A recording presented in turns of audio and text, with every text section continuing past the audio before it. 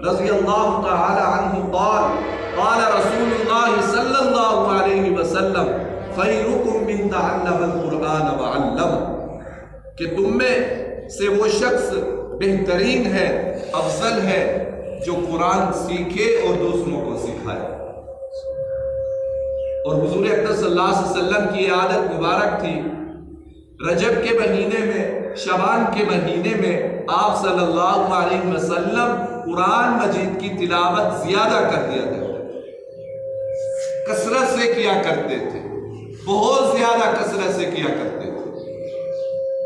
اور کیا نام ہے، حضرت امام اعظم ابو حنیفہ رحمت اللہ علیہ کیا نام ہے روزانہ ایک دن میں ایک قرآن مجید پڑھا کرتے تھے اور رات کو ایک قرآن مجید مکمل کیا کرتے تھے۔ ایک قرآن مجید مکمل دن کو پڑھا کرتے تھے اور ایک قرآن مجید مکمل رات کو پڑھا کرتے تھے۔ اور رمضان المبارک کی تراویح میں حضرت کیا نام ہے ایک مہینے کے اندر 65 مرتبہ قرآن مجید پڑھتے تھے۔ 65 مرتبہ، زبان سے کہنا آسان ہے، یہ اللہ والوں نے اپنے وقت کی قدر کی ہے کہ انہوں نے کیا نام ہے اپنی جوانی کو، اپنے وقت کو عبادت کے اندر دے دیا، اپنی جوانی کو عبادت میں تھکا دیا۔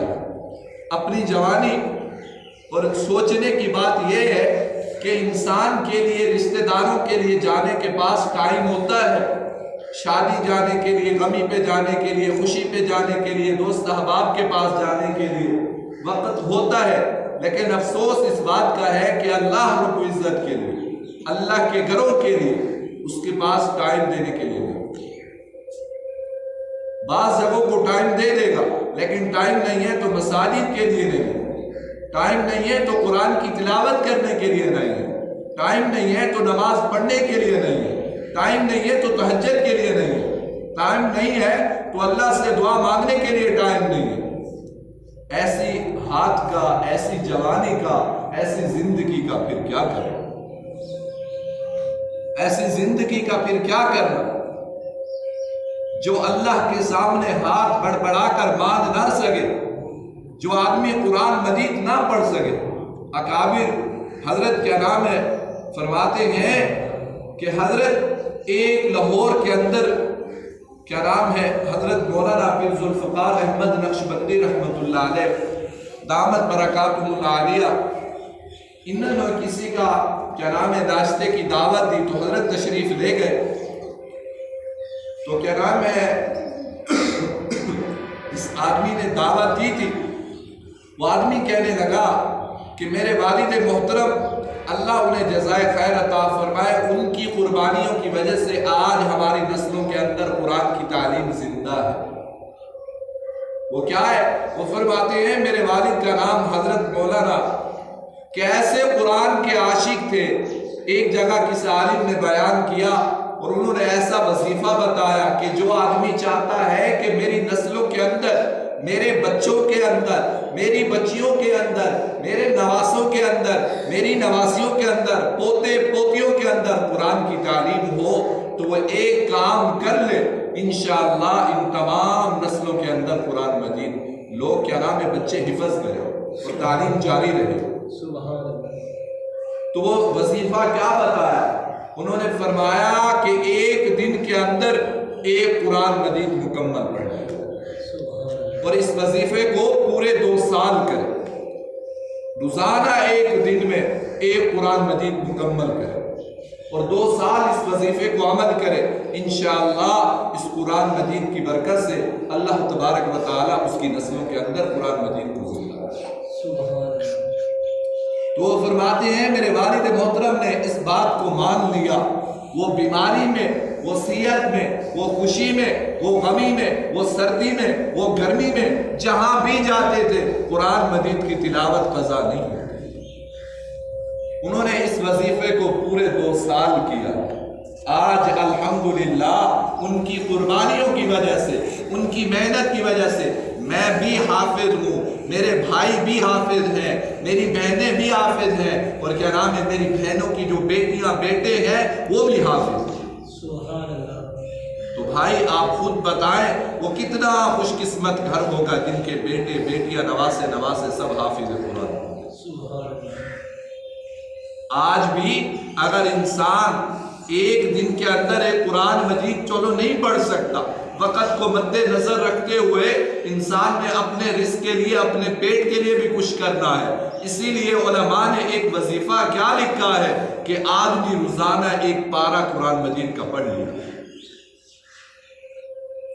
حضرت شیخ صاحب رحمۃ اللہ علیہ فرماتے تھے کہ جب میں اپنے حضرت جی سے بیعت ہونے کے لیے گیا تو انہوں نے مجھے فرمایا کہ بیٹا میری بیعت ہونے کی کیا نام ہے شرط یہ ہے کہ روزانہ ایک قرآن مجید کا سپارہ تمہیں پڑھنا ہے، روزانہ ایک قرآن مجید کا سپارہ پڑھنا ہے۔ حضرت فرماتے ہیں میں نے اپنے شیخ کی بات کو ایسے دل جان سے لگایا، ایسے ان کی بات سے محبت کی، کیا نام ہے آج 2-3 سال ہو چکے ہیں، کیا نام ہے 2-3 سال کے اندر میرا ایک مرتبہ بھی تلاوت قضا نہیں ہوئی، ایک مرتبہ بھی میری تلاوت قضا نہیں ہوئی ہے۔ سفر حضر میں، بیماری، صحت، گرمی، سردی، سب چیزوں میں نے کبھی قرآن مجید کی تلاوت نہیں چھوڑی۔ تو پتہ کیا چلتا ہے ان باتوں سے کہ انسان کو قرآن مجید سے محبت رکھنی چاہیے۔ ایک مسجد کے کیا نام ہے انتظامیہ نے امام صاحب کی دعوت رکھ دی کہ حضرت امام صاحب، مولانا صاحب آپ کی دعوت ہے ہمارے پاس تو آپ تشریف لائیں۔ تو انہوں نے امام صاحب نے فرمایا جی ٹھیک ہے۔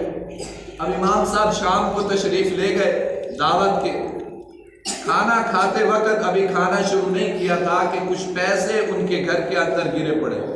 امام صاحب نے ان پیسوں کو اٹھا کے قرآن مجید کے اندر رکھ دیا اور کھانا کھانا شروع کر دیا۔ امام صاحب کھانا کھا کے ان کا شکریہ ادا کر کے چلے گئے اور بعد میں گھر میں یہ بات چلی کہ پیسے پڑے تھے وہ نہیں مل رہے۔ انہوں نے کہا کہ اس طرح تو امام صاحب بیٹھے تھے۔ اب اس آدمی نے امام صاحب سے بات نہ پوچھی لیکن دل کے اندر امام صاحب سے تھوڑی سی نفرت کرنا شروع کر دی کہ ایسا کیسا امام ہے ہمارے گھر میں آ کے پیسے اٹھا کے چلا گیا، حتیٰ کہ امام صاحب نے قرآن مجید کے اندر رکھ دیے۔ تو انہوں نے اگلے سال پھر جب دعوت کی تو امام صاحب نے انہیں بلایا اور پوچھا بھائی کیا بات ہے، آپ کو میں نے پورا سال دیکھا ہے آپ مجھ سے بات اچھی طریقے سے نہیں کرتے، آپ کا میرے ساتھ مزاج ٹھیک نہیں چل رہا جیسے پہلے تھا۔ انہوں نے کہا کہ آپ ہمارے گھر تشریف لائیں، کھانا کھائیں، پھر بات بتاتے ہیں۔ تو پوچھا کہ کیا بات ہے؟ انہوں نے فرمایا، آگے اس آدمی نے کہا کہ حضرت مولانا صاحب بات تو اس طریقے ہے کہ پچھلی مرتبہ ہم نے پچھلے سال آپ کی دعوت کی تھی اور کیا نام ہے دعوت جس دن کی تھی اس دن ہمارے کچھ پیسے گم ہوئے، تو اسی وجہ سے ہم نے سمجھا شاید امام صاحب نے اٹھا لیے، اور کہنے لگا کہ اگر آپ کو ضرورت ہوتے تو آپ ہم سے مانگ لیتے۔ امام صاحب سر پکڑ کے بیٹھ گئے اور آگے سے فرمانے لگے ہائے مجھے بہت دکھ ہوا اس بات پر، بہت افسوس ہوا، تم نے پورا سال ہو گیا قرآن مجید نہیں کھولا، پورا سال ہو گیا قرآن مجید کو کھول کے نہیں دیکھا۔ پھر فرمایا امام صاحب نے وہ سامنے قرآن مجید پڑھا اس کو لے کے آؤ۔ جب وہ گھر والے قرآن لے کے آئے تو امام صاحب نے کھول کے دیکھا قرآن مجید کے اندر پیسے پڑے۔ امام صاحب نے فرمایا مجھے بہت دکھ ہوا اس بات پر، نماز کی پابندی کرتے ہو، تہجد کی پابندی کرتے ہو، سب چیزوں کی پابندی کرتے ہو، قرآن کی تلاوت پورے سال نہیں کی تھی، پورے سال قرآن مجید بند پڑا رہتا ہے۔ گھروں کے اندر یہ ترتیب ہے کہ قرآن مجید کے اندر مٹی پڑی رہتی ہے، جالے پڑے رہتے ہیں، کسی کے پاس اتنی توفیق نہیں ہوتی کہ صبح اٹھ کر یا شام کو سونے سے پہلے قرآن مجید کی تلاوت کی پابندی کرے۔ ہم نے قرآن مجید کو رکھا کس لیے ہوا ہے؟ اس طرح کی یہ نہیں کہ قرآن مجید کمرے کے اندر رکھ دیا اس سے برکت آ جائے گی، برکت اس طریقے نہیں آتی جب تک آپ اسے کھول کے اس کا دیدار نہیں کریں گے، اسے پڑھیں گے نہیں۔ اسی طرح اگر وہ پڑھا رہے گا تو آپ کو ثواب کے بلٹے الٹا گناہ ملے گا۔ میرے بھائی اگر گھر میں قرآن نہیں ہے تو قرآن مجید لے اور قرآن مجید کی تلاوت کی پابندی کریں۔ حضرت کیا نام ہے ابو بکر صدیق رضی اللہ تعالیٰ کا جب انتقال ہوا گھر والے رونے لگ گئے۔ حضرت نے فرمایا بیٹی کیوں روتے ہو؟ انہوں نے کہا کہ آپ ہم سے دور ہو رہے ہیں، جا رہے ہیں۔ حضرت نے فرمایا نہیں رو، اس کمرے کے اندر میں نے پتہ نہیں کتنے سینکڑوں مرتبہ قرآن مجید مکمل کیا، کتنی مرتبہ قرآن مجید مکمل کیا ہے۔ میرے بھائی کیا نام ہے، آج وہ عادت، وہ کام ہمارے اندر فطرت نہیں ہے۔ ہم خود اس بات کی تحقیق کریں کہ ہم دن کے اندر کتنے قرآن مجید کی تلاوت کرتے ہیں اور کتنی مرتبہ قرآن مجید پڑھتے ہیں۔ اگر گھر کے اندر کوئی مستورات بھی پڑھی ہوئی ہوتی ہے، کوئی بچے بھی پڑھے ہوتے ہیں، لیکن وہ بھی قرآن مجید کی تلاوت نہیں کرتے، قرآن مجید پڑھا رہتا ہے۔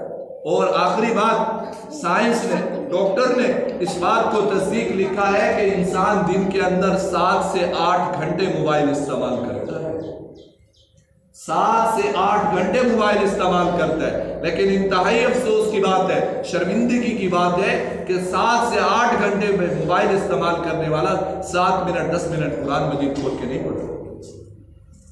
جو اللہ کی دی ہوئی کتاب ہے اس سے محبت نہیں ہے، جس نے انگریز نے جس کو بنایا، جس مشینت کو، اس سے محبت ہے۔ موبائل چلانے سے ہم منع نہیں کرتے، لیکن میرے بھائی قرآن مجید کی تلاوت تو ہو۔ آپ جتنا وقت موبائل کو دیتے ہیں اپنی زندگی کے اندر یہ کر لیں بات کہ جتنا وقت موبائل کو یا ٹیلی ویژن کو دیتے ہیں، اتنا آدھا وقت جتنا موبائل کو دیتے ہیں اتنا قرآن مجید کو تو دے۔ 7 گھنٹے موبائل استعمال کرنے والا، 7 گھنٹے 8 گھنٹے 7